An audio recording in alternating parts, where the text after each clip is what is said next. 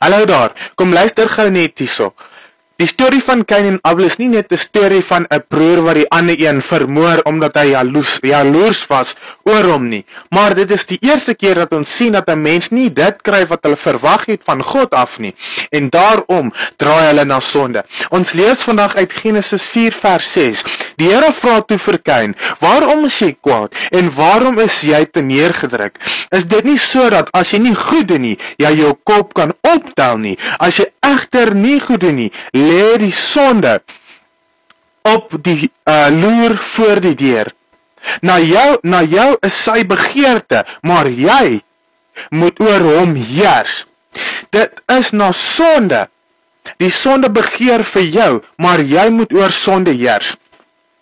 Hierso sien ons dat ons bid en ons vra vir die Here vir goed. En as ons nie dit kry wat ons verwag nie, lê sonde in ons hartjies. So daarom wil ek vir jou vra, wag oor die Here. En as dit nie die tyd is vir jou om dit te kry wat jy voel jy verdien nie, dan wag jy tot die Here dit bring vir jou. Want as Kain gewag het, sou hy nie vir Abel doodgemaak het nie.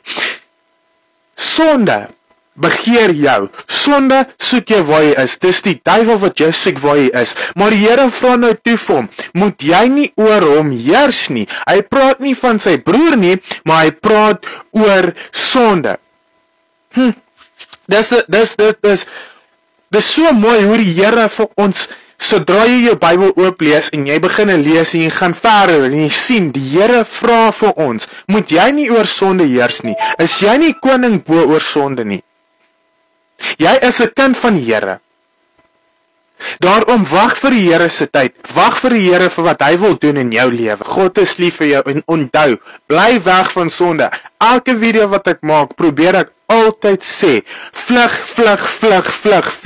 Want ek glo dat ons Christene sukkel met die idee van vlug van sonde en ons dink ons kan sonde veg.